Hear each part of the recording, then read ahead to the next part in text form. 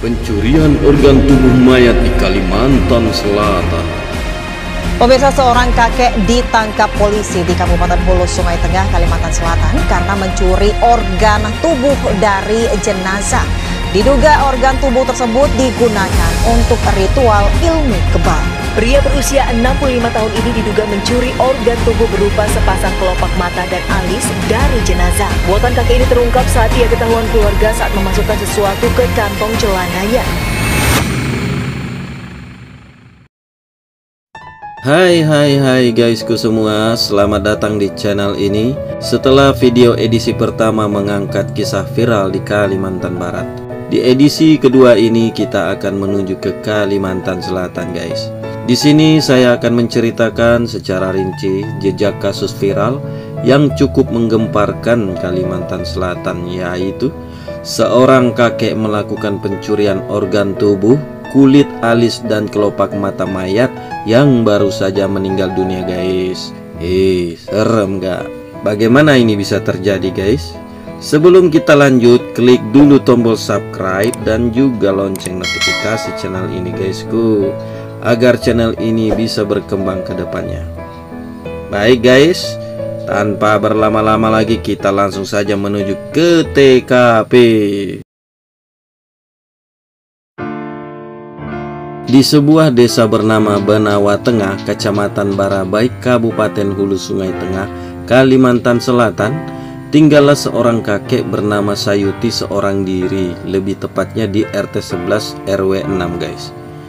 Cerita berawal pada waktu itu Selasa 12 Juli 2022 di desa Benawa Tengah, Kecamatan Barabai ini.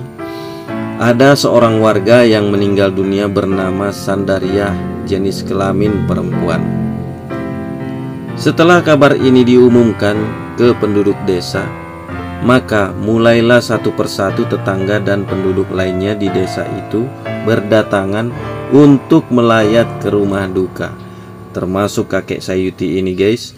Dikarenakan juga kakek Sayuti ini masih satu desa dengan almarhumah. Kakek Sayuti ini datang melayat dengan mengenakan setelan pakaian muslim dengan atasan batik lengkap dengan peci dan sorban guys. Tidak ada yang aneh dalam penampilan kakek ini pada waktu itu. Singkat cerita, selanjutnya kakek ini naik ke rumah duka, lalu masuk ke ruangan tempat di mana almarhumah ini dibaringkan guys. Lalu kemudian ia tampak membacakan Yasin berbarengan dengan pelayat lain di depan jenazah. Kecurigaan muncul pada saat Misrah, anak almarhumah, melihat gelagat aneh Sayuti dengan menyentuh dan mengusap bagian wajah, lalu memijat-mijat jenazah ibunya hingga ke kaki guys. Hal itu dilakukan sangat singkat, hanya berselang beberapa menit saja setelah warga lain yang melayat dekatnya tadi keluar dari rumah duka. Nah, di sini Sayuti langsung melancarkan aksinya dengan cepat guys. Dua kelopak mata dan dua alis almarhumah Sandaria ini ludes disayatnya dengan menggunakan pisau silet guys. Namun pada sayatan kelopak mata yang terakhir, aksinya terlihat oleh Misrah, anak almarhumah guys. Karena kepergok, pelaku ini sempat gemetaran. Dia kemudian dengan perlahan mengantongi apa yang sudah disayatnya guys. Pada saat itu anak almarhumah ini pun masih ragu akan kebenaran apa yang dia lihat barusan. Seketika itu suasana pun menjadi tegang guys. Perlahan Sayuti ini berpamitan dengan Misrah dengan salam tanpa menyentuh dan langsung keluar meninggalkan rumah duka. Selanjutnya guys, Misrah pun langsung menyambangi jenazah ibunya dan membuka perlahan kain yang menutupi wajah ibunya tersebut. Apa yang terjadi? Usai dibuka, betapa terkejutnya anak almarhumah ini dengan apa yang dilihatnya guys.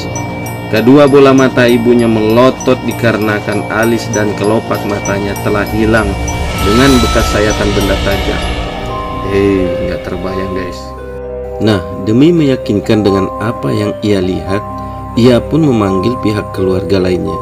Dan alangkah terkejutnya semua orang melihat pemandangan yang menyeramkan itu guys. Misra pun langsung pergi melaporkan kejadian itu pada Pambakal, kemudian mendatangi kantor polisi untuk menindaklanjuti peristiwa itu guys. Dengan adanya peristiwa itu, pemandian jenazah pun diundur, yang rencananya semula dijadwalkan pada pukul 10 siang itu guys. Tak berselang lama polisi pun datang beserta jajaran lainnya untuk memastikan peristiwa tersebut, dan Sayuti pun langsung dijemput di rumahnya guys. Nah, pada saat petugas kepolisian mendatangi rumahnya guys, tercium bau busuk yang sangat menyengat yang diduga dari potongan organ tubuh mayat yang dicurinya. Pada saat penangkapan, dia dipergoki dengan barang bukti berupa kulit alis dan kelopak mata yang sudah dikemasnya di dalam bungkus timah rokok guys.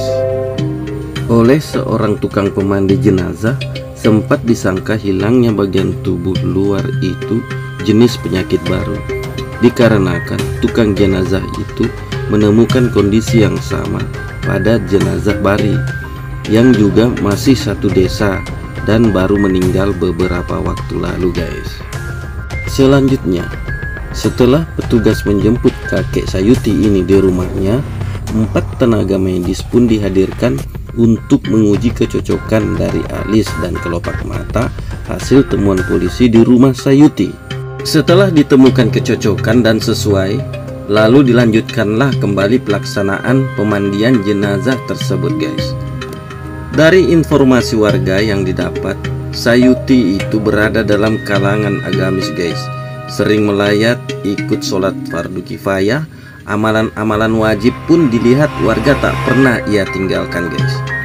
Namun semuanya tidak menyangka atas perilakunya ini guys. Dari hasil penyelidikan polisi melalui Kasat Reskrim setempat AKP Antoni Silalahi, di pengakuan tersangka ditemukan beberapa fakta guys.